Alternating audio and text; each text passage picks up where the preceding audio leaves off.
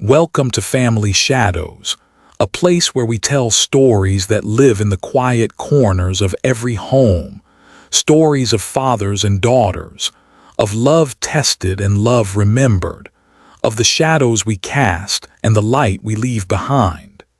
If you enjoy stories about family, resilience, and the lessons that shape us, I invite you to subscribe and join our growing circle.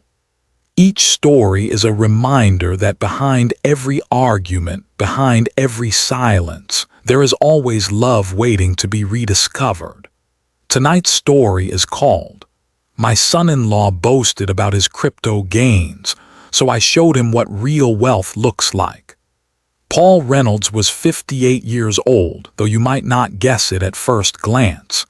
His hair had gone gray earlier than most men his age, but it suited him. It gave him the air of a man who had already walked through storms and had no interest in pretending otherwise.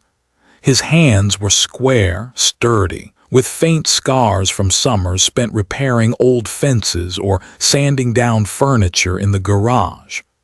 To his daughter Victoria, those hands were the same hands that had steadied her bicycle when she was 6 years old, the same hands that tucked her into bed after her mother passed away. Paul lived in a modest 2-story house at the edge of town, not grand, not crumbling, just steady. Like him. The lawn was cut short, the hedges trimmed, the front porch swept clean. Neighbors often waved as he carried groceries from the car or took his evening walks, and he waved back with the same gentle nod. He was, by all appearances, a simple man, but Paul's life was anything but simple. When his wife, Alina, died 2 decades ago, Paul learned what it meant to carry a world on his shoulders. Victoria was only 10.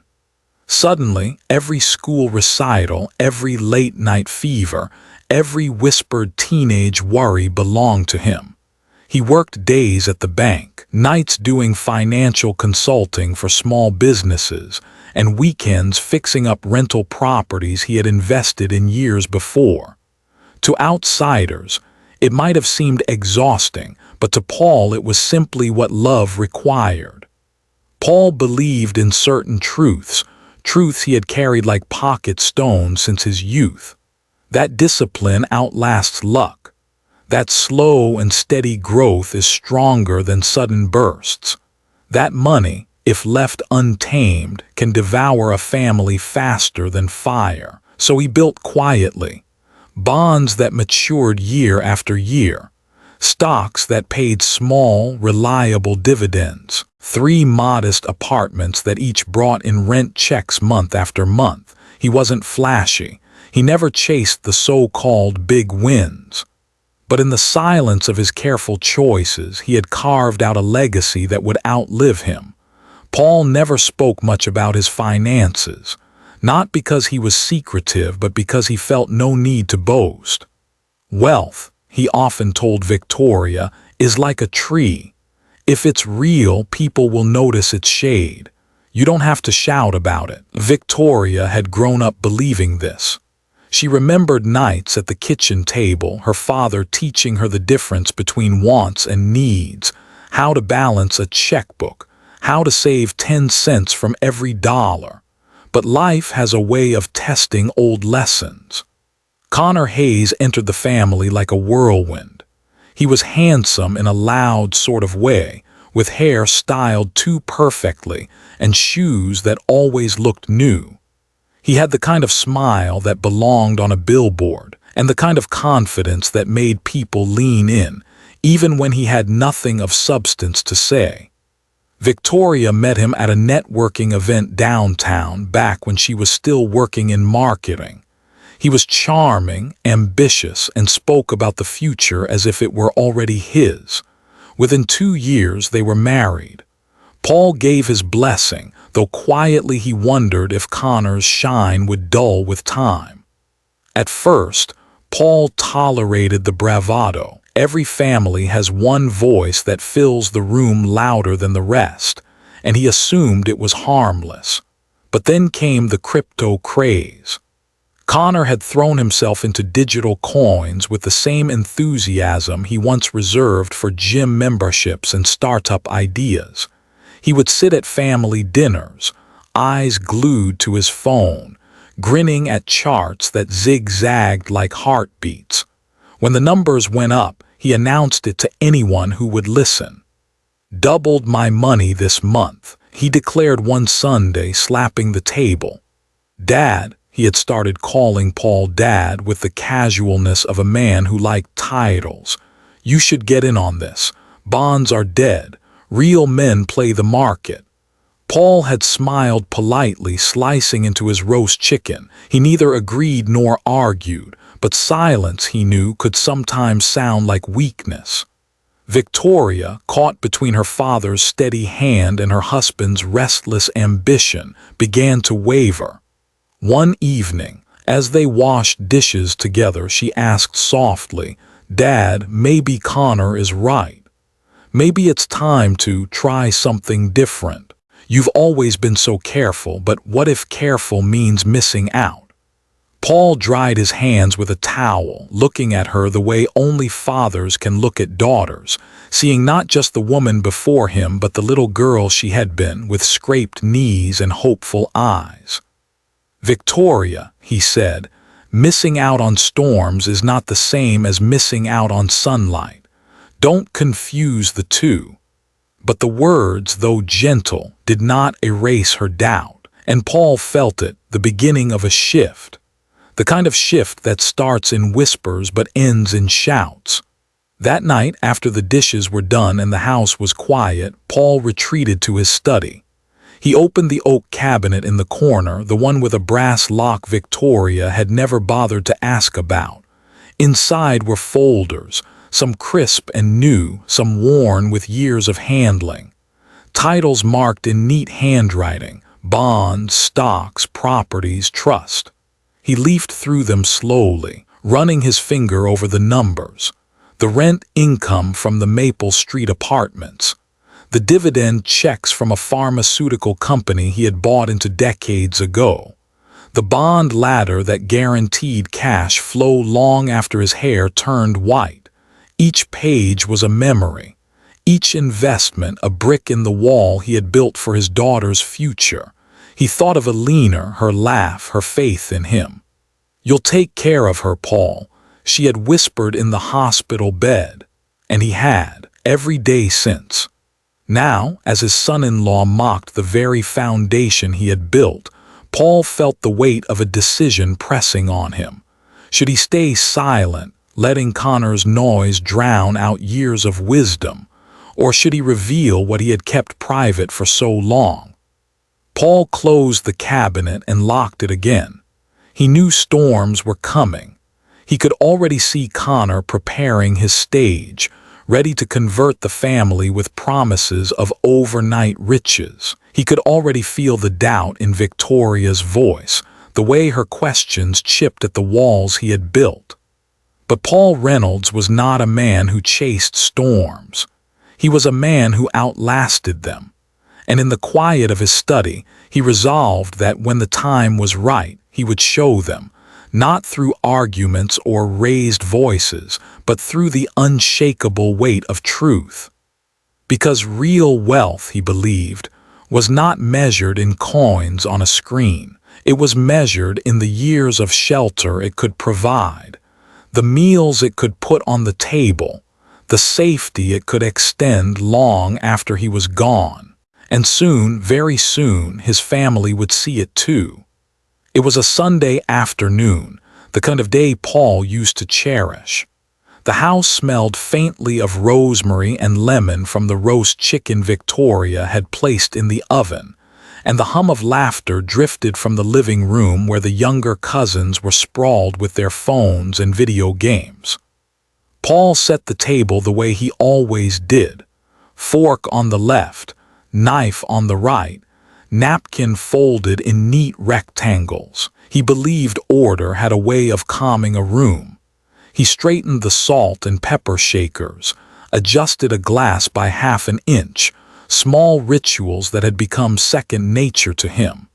When the family gathered around the table, It should have been a moment of comfort. But lately, those moments carried an edge. And that edge had a name: Connor Hayes. Connor entered the dining room like he owned it, sliding into his chair beside Victoria with the swagger of a man who had just won a trophy. His phone was already in his hand, the screen glowing. "You wouldn't believe it," he announced before the blessing had even been said. "Ethereum just doubled this week. Doubled. I'm telling you, we're on the cusp of something huge." Paul's hand paused over the serving spoon. "Congratulations," Victoria said gently, though her smile looked more like it was painted on. She knew her father well enough to sense the shift in the air, the way Paul's silence thickened when certain topics arose. But Connor was already in full stride.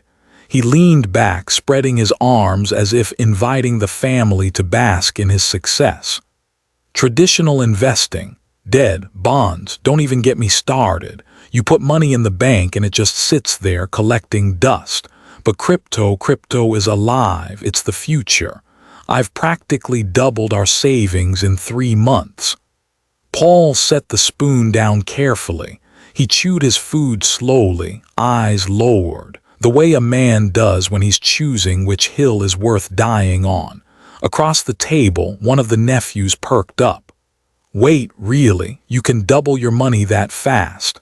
Connor grinned like a fisherman reeling in a catch. "Faster than that sometimes, just takes guts. That's the problem with most people. They're too scared to take risks. But me, I know how to ride the wave." The table buzzed with low murmurs, curiosity, skepticism, even admiration. Connor thrived on it. He turned then, almost predictably, to Paul. "Dad, you should think about moving some of your money into crypto. I mean, no offense, but what do bonds really get you these days? 2%, 3%.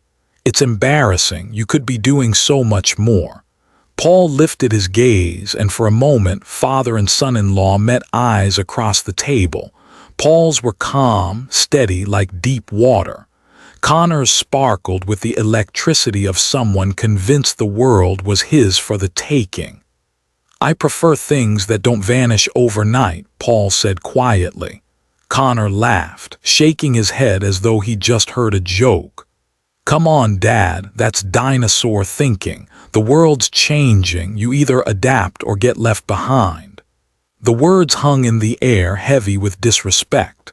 Victoria's fork clinked softly against her plate. Paul said nothing more. He cut another piece of chicken, chewed, swallowed. Silence had always been his armor. But beneath that silence, a quiet ache was forming, one he hadn't felt in years. It wasn't just the insult to his financial choices. It was the way his daughter watched the exchange, her brow furrowed, as if considering that maybe her husband was right. Later that evening, after the table was cleared and the dishes washed, Paul sat alone in the den. The house was quiet, save for the faint sound of Victoria and Connor's voices drifting upstairs. He thought about what Connor had said, about how easily words like dinosaur and embarrassing rolled off his tongue. Paul had weathered market crashes, recessions, even personal loss that threatened to undo him. And here was a young man, drunk on quick winnings, daring to mock the very foundation he had spent decades building. Paul reached into the drawer beside his chair and pulled out a worn notebook. The leather cover was cracked, the pages lined with neat handwriting. He flipped through it, stopping at a page marked Maple Street Apartments. He ran his finger down the columns of rent payments, month after month, steady as the tides. Another page, dividends from Johnson & Wells, the pharmaceutical company.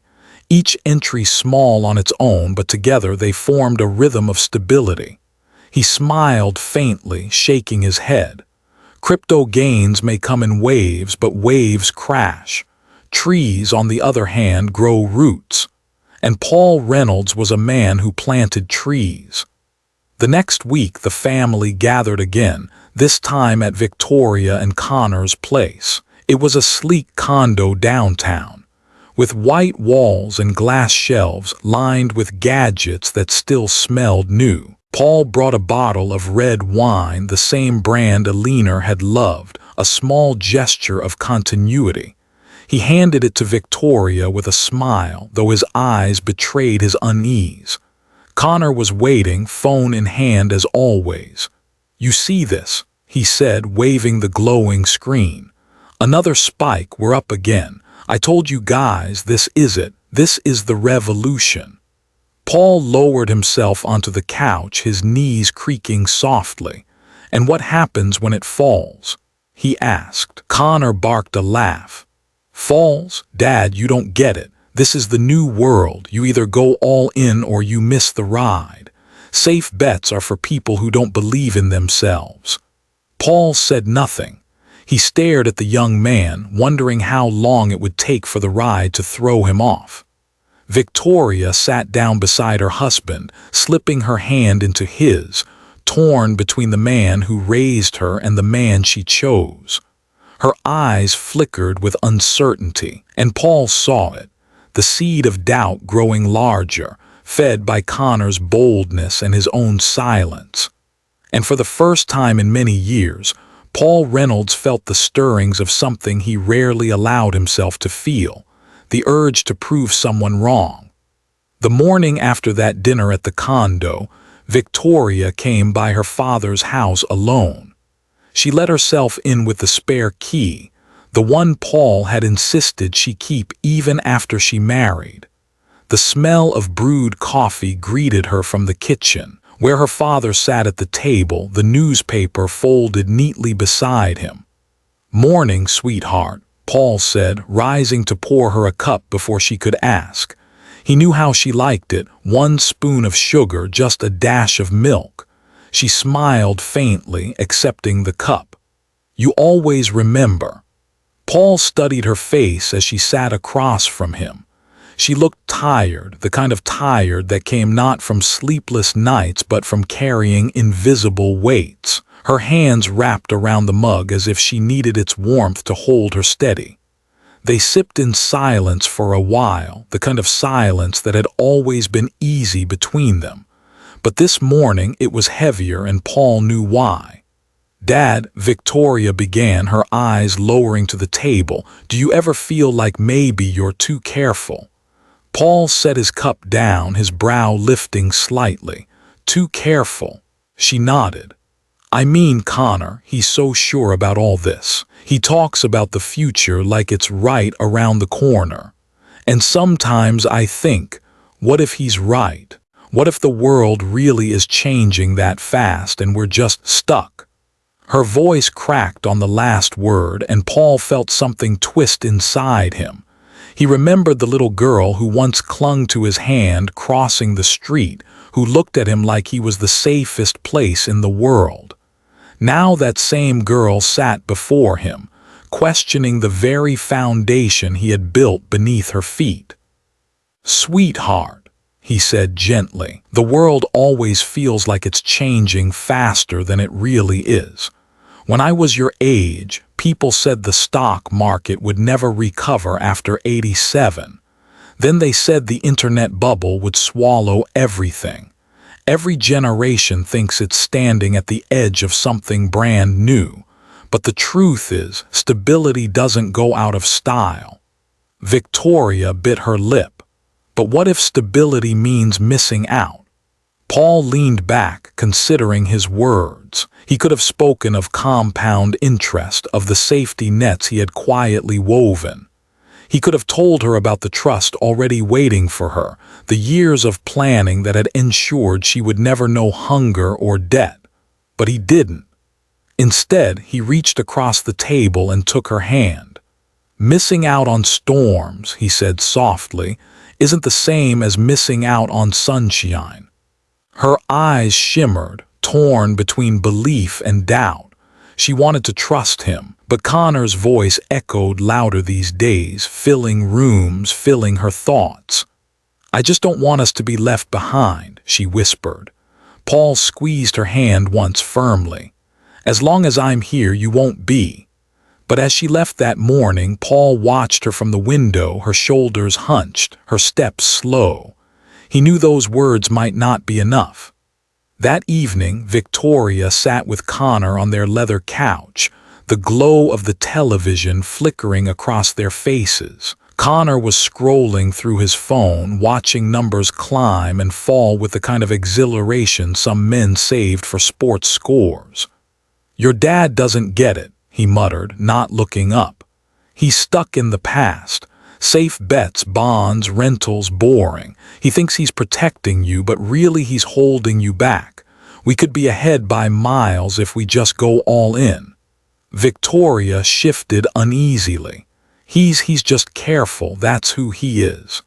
Connor smirked. "Careful is another word for scared. Look, Vic, I love your dad, but let's be honest. He's never going to understand the new economy. We can't let that drag us down."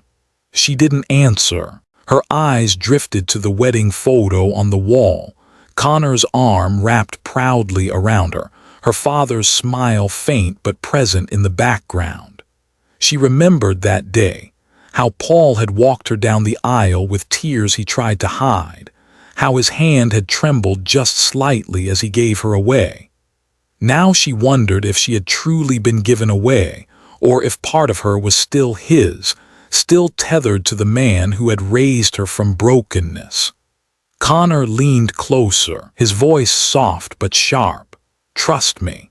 In a few years we'll look back and laugh at how small your dad was thinking, but we will be untouchable." Victoria forced a smile, but inside she felt the tug of two worlds, one built on roots, the other on waves, and she did not yet know which one would hold. Paul, alone in his study that same night, opened the oak cabinet again. His fingers brushed over the folders as if they were living things, each one carrying the weight of years. He pulled out a photograph tucked between them, Alina holding baby Victoria in her arms. His wife's eyes were tired but radiant, her smile a promise of faith in him. "You'll take care of her, Paul," she had said, "no matter what." And he still was. But now another man was whispering into her ear, telling her that care was weakness, that discipline was fear. Paul set the photo down and closed the folder. He exhaled slowly. Storms were gathering, and when they broke, he would have to be ready, not just to protect his wealth, but to protect the faith of his daughter. The Reynolds family dinners had always been noisy affairs. Cousins sprawled on the living room rug with board games, uncles arguing good-naturedly over football scores, aunts swapping recipes or family gossip. The clatter of dishes and the scent of pot roast were the usual soundtrack to Paul's Sundays. But this time, the noise had a different ring to it. Connor's voice rose above the chatter, confident and insistent, the way a salesman knows when he has an eager crowd. They were gathered around the long oak dining table at Paul's house, the same table where Victoria had once done her homework, where Alina used to serve peach cobbler with a laugh that made every wall feel warmer. Paul had polished the wood just that morning out of habit, though he suspected no one else noticed. "Listen," Connor said, standing now, phone in hand as though it were a preacher's Bible. "I'm telling you, this is the opportunity of a lifetime. There's a coin just launched backed by serious players. It's going to explode. If we all put in now, we'll be millionaires by summer." The room quieted. Even the children, sensing the tone, turned their heads. One of Paul's nephews, barely out of college, leaned forward. "Really? Like, how much are we talking about?" Connor grinned, pacing a little, enjoying the spotlight. "Put in 10,000, walk away with 100. Put in 100, you're looking at 1,000,000. It's math, folks. The smart money is moving fast. If you're not on the train, you're left at the station." The young man whistled low. An aunt raised her eyebrows. Another cousin exchanged a look that was half skeptical, half intrigued. Paul sat at the head of the table, his fork resting on his plate, eyes on his son-in-law. His expression gave nothing away, but inside, his chest tightened. He had seen this performance before, not from Connor, but from countless eager clients who once sat across his desk at the bank, eyes wide with the thrill of guaranteed returns. He had seen how quickly those eyes turned hollow when the floor collapsed beneath them. "Connor," one of the uncles spoke up, "you're saying this is better than the stock market, better than property." "Better than all of it," Connor declared, holding up his phone. "Stocks are old news, property ties up your money. Crypto is liquid, it's global, it's the future. I've doubled our savings in months, and trust me, this new play is a rocket, but you have to act now." Victoria sat beside him, her hands clasped tightly in her lap. She wasn't smiling, not like Connor, but she wasn't stopping him either. Her eyes drifted toward her father, as if waiting for him to say something, anything, that could anchor her in the storm of her husband's confidence. Paul remained silent. He cut into his roast, chewed thoughtfully, swallowed. The family's attention swung like a pendulum between Connor's gleaming grin and Paul's measured quiet. "Dad," Connor said suddenly, turning the spotlight toward him. "What do you think? You're the numbers guy. Tell them. Don't you see the potential here?" All eyes moved to Paul. He dabbed his lips with his napkin, set it down gently, and looked at his son-in-law. "I see a lot of noise," he said softly. "I see numbers dancing on a screen, but numbers that dance can also disappear." Connor laughed, loud and dismissive. "You're missing the point. The old way is over. Playing it safe is for people who don't believe in themselves. Real wealth comes from risk. That's the difference between me and you." The words cut sharper than Connor realized. Across the table, Victoria flinched. The room buzzed again, half of the family leaning toward the excitement of Connor's promise, the other half glancing at Paul, waiting for him to push back. But Paul only reached for his glass of water, calm as a still lake. He had no need to fight in Connor's arena, no desire to wrestle over empty predictions. Yet inside, something shifted. He knew this wasn't just about money anymore. This was about faith, his daughter's faith, his family's faith, in the life he had built, and he could feel it slipping, one boastful word at a time. He lowered his glass, folded his hands, and thought, not tonight, but soon. That night, long after the family had gone home and the laughter had faded into memory, Paul sat alone in his study. The house felt cavernous when it was empty, every creak of the floorboards reminding him that once it had been filled with Aline's humming, with Victoria's chatter, with the rhythm of a family whole. The table in the dining room was still set, half a loaf of bread gone stale, a bowl of salad untouched. Paul hadn't bothered to clear it. He wanted to sit with the silence, to let it press against him until the sting dulled. Connor's voice echoed in his mind, "Real wealth comes from risk. That's the difference between me and you." Paul leaned back in his chair, staring at the ceiling. The boy thought he was the future, that history belonged to men who shouted the loudest. But Paul knew better. He had seen men like Connor before, sharp suits, fast talk, quick wins that vanished like smoke. They left wreckage in their wake, broken families, empty bank accounts, promises that turned bitter. He rose and crossed the room to the oak cabinet in the corner. It was solid, heavy, built decades ago when furniture was made to last. He pulled out the brass key from his pocket, slid it into the lock, and turned it with a quiet click. The doors swung open to reveal the life he had built, neatly stacked folders, ledgers bound in leather, envelopes thick with documents. Each one was labeled in his steady handwriting: bonds, dividends, properties, trust. Paul ran his fingers along the spines as if greeting old friends. He pulled out the folder marked properties and laid it on the desk. Inside were deeds to 3 modest apartment buildings. The Maple Street units, bought during a recession when everyone else was selling. The Oak Ridge duplex, which had been a fixer-upper until he spent 2 summers repairing it himself. The Riverbend flats, purchased with a leaner's encouragement back when their savings seemed impossibly small. Each building brought in rent, month after month, steady as rainfall.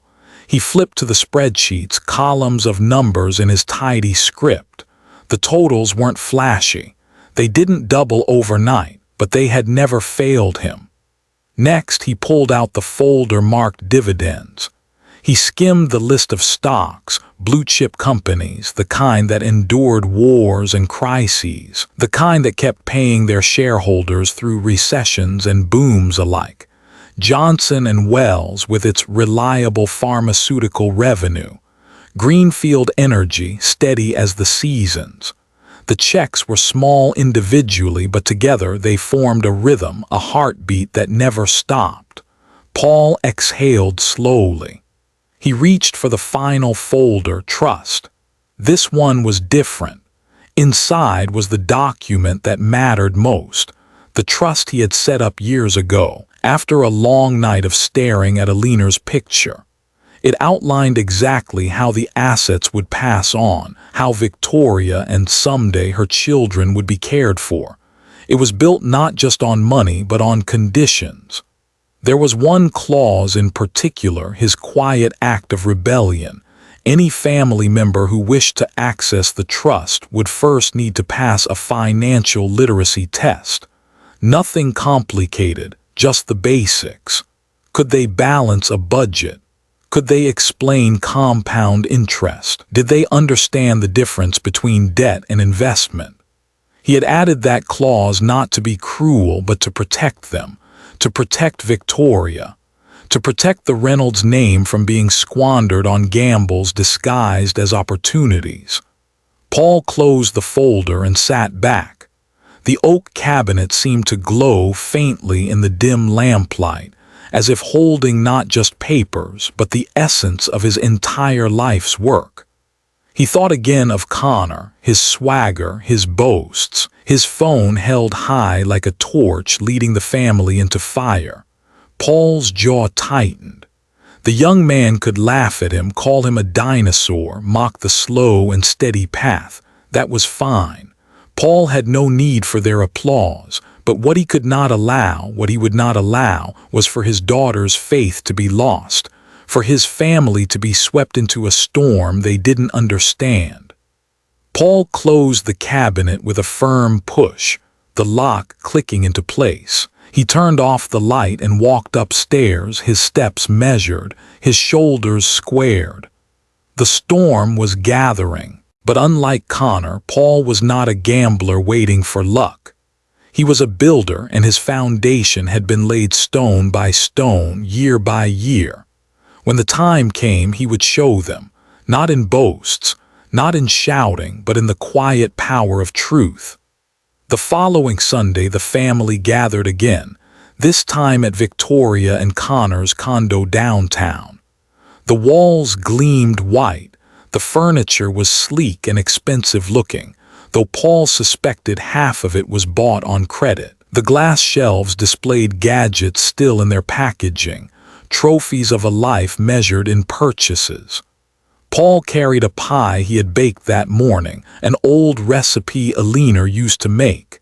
He placed it on the counter while Victoria fluttered around, greeting uncles, pouring drinks, setting out appetizers.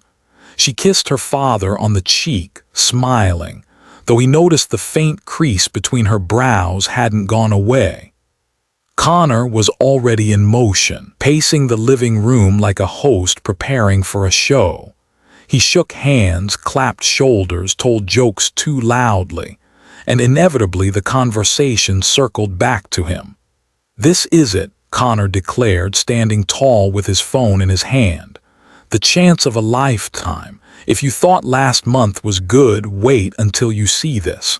A new coin backed by some of the smartest people in the industry. It's about to explode." The cousins leaned in.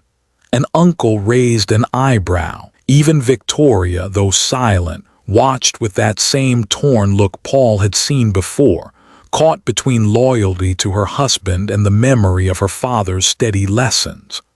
Paul sat on the sofa, pie balanced on his knees, watching quietly. He had said nothing through the appetizers, nothing through the first drinks. But when Connor raised his glass and said, "If we all put in now, we'll be millionaires by next Thanksgiving," something inside Paul shifted. The chatter stilled. The family's eyes moved like tidewater, rolling from Connor to Paul. Connor smirked. "Come on, Dad, you're the finance guy. Tell them, don't you see the future?" Paul set the pie gently on the coffee table, his movements deliberate. He folded his hands, his voice calm, steady as a tide. "I see numbers dancing on screens," he said softly. "I see promises made on wind, and I see families who believe those promises only to find the ground gone beneath their feet." A hush fell. Connor barked a laugh, loud and dismissive. "You just don't get it. This isn't the old world anymore, Paul. This is the new economy. Playing it safe is for people who don't believe in themselves. Real wealth comes from taking risks. That's the difference between me and you." The words cut sharper than he intended. Victoria flinched. An uncle shifted uncomfortably in his seat. The cousins looked from one man to the other, sensing the clash of two philosophies, two generations. Paul leaned forward, resting his elbows on his knees. He didn't raise his voice, but the weight of it carried through the room.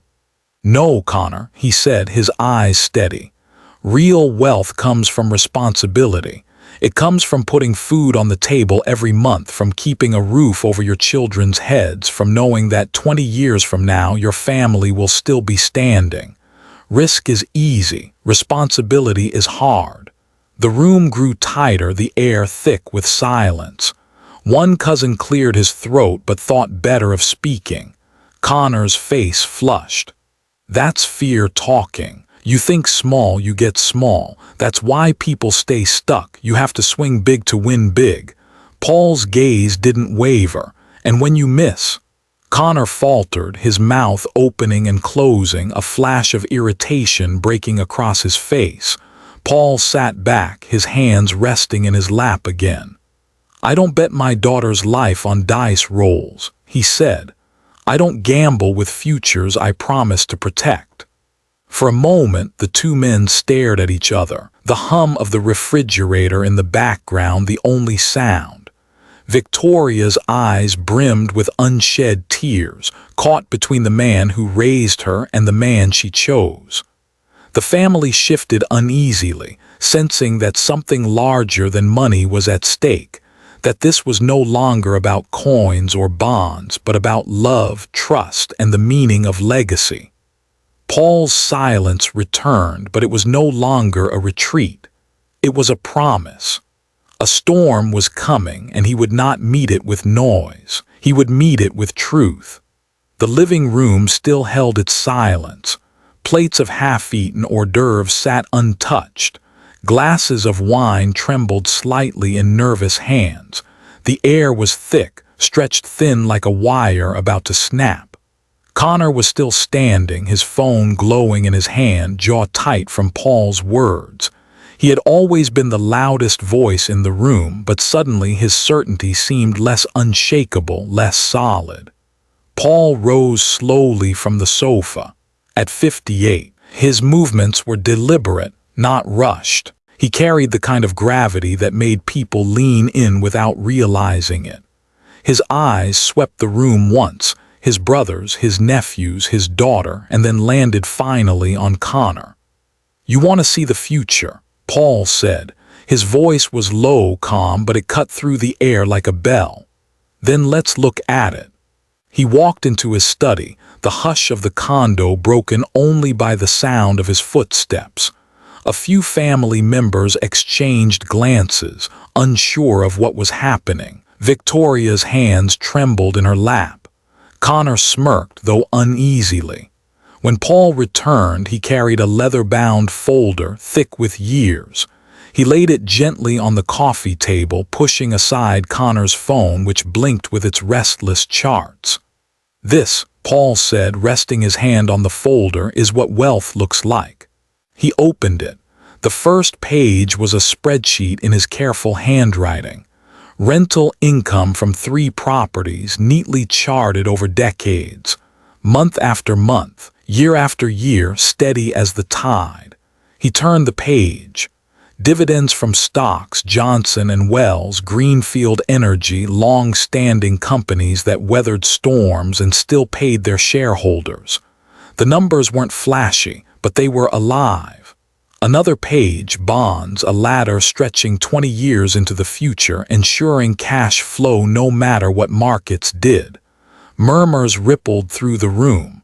Eyes widened. Heads leaned closer.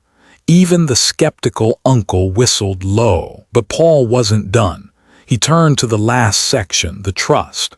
The document was crisp, its language precise. "This trust," Paul said, his voice steady, "has been in place for years. It ensures this family will always have shelter, always have food, always have stability. Long after I am gone, it will still be here." He looked directly at Connor now, his eyes unflinching. "But it comes with a condition. Anyone who wants to draw from it must pass a basic financial test. You must prove you understand what it means to save, to invest, to build. If you want to benefit from this family's foundation, you must show you know how to protect it, not gamble it away." The words struck like quiet thunder. Connor's smirk faded. He shifted on his feet, his phone dimming in his hand. A test? That's ridiculous." Paul didn't blink. "It's responsibility." The room was still.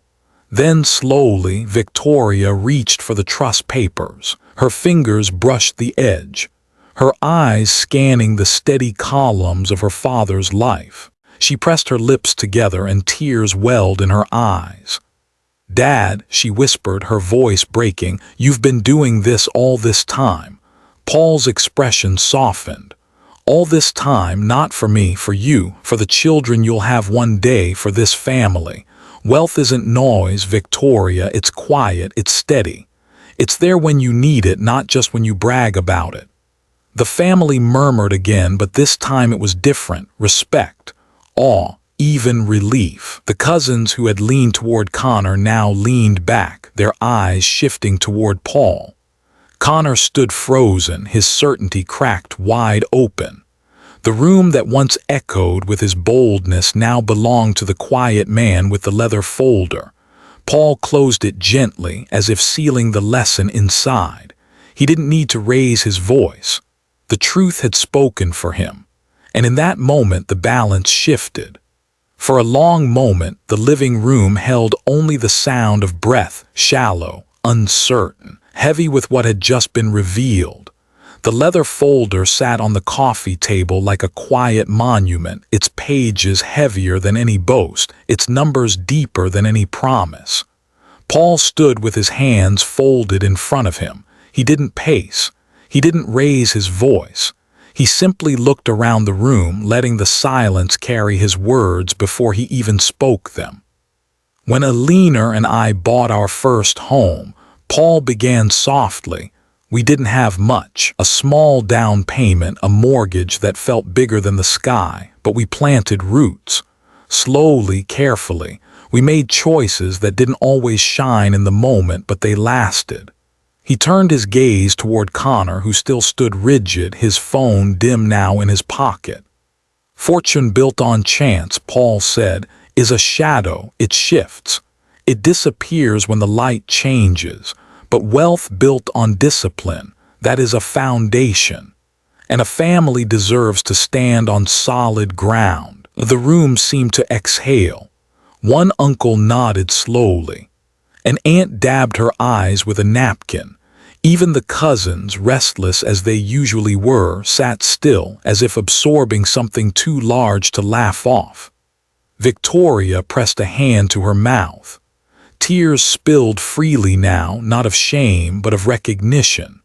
She saw it all, the long nights her father worked after Alina died, the lunches packed in brown paper bags, the careful lessons about nickels and dimes. She saw how his silence had never been weakness, but strength carried without complaint. She rose from her seat, moved to her father's side, and slipped her hand into his. "Thank you, Dad," she whispered. Her voice cracked, but her eyes held steady. "For never letting me fall, for believing in something I couldn't see until now." Paul squeezed her hand gently the way he had when she was small and afraid of crossing busy streets. Connor lowered his gaze, words failing him for once. His confidence hung limp, a suit too large for his shoulders. He said nothing, and for the first time, perhaps wisely, chose silence. Paul looked at his daughter, then at the faces of his family gathered around. "This isn't about coins or stocks or bonds," he said. "It's about care. It's about protecting what we've been given and leaving it stronger for those who come after us. That is real wealth, and it's worth more than any quick fortune." The family nodded, murmurs of agreement filling the space where doubt had lingered. A warmth returned to the room, not the excitement of Connor's promises, but the steadiness of Paul's truth. Later, when everyone had gone home, Paul sat alone for a while, the leather folder resting once more in his study. He traced the edge of Alina's photograph with his finger, smiling faintly. "We did it," he whispered to her. "She understands now." The house was quiet, but Paul no longer felt alone. And that is the story of Paul Reynolds, a father who showed his family that true wealth isn't measured in sudden gains, but in the discipline and love that protect a legacy. Thank you for watching Family Shadows. If this story touched you, please consider subscribing so you won't miss the next one. From our family to yours, we wish you good health, strong bonds, and a home filled with love. Until next time, take care and hold your loved ones close.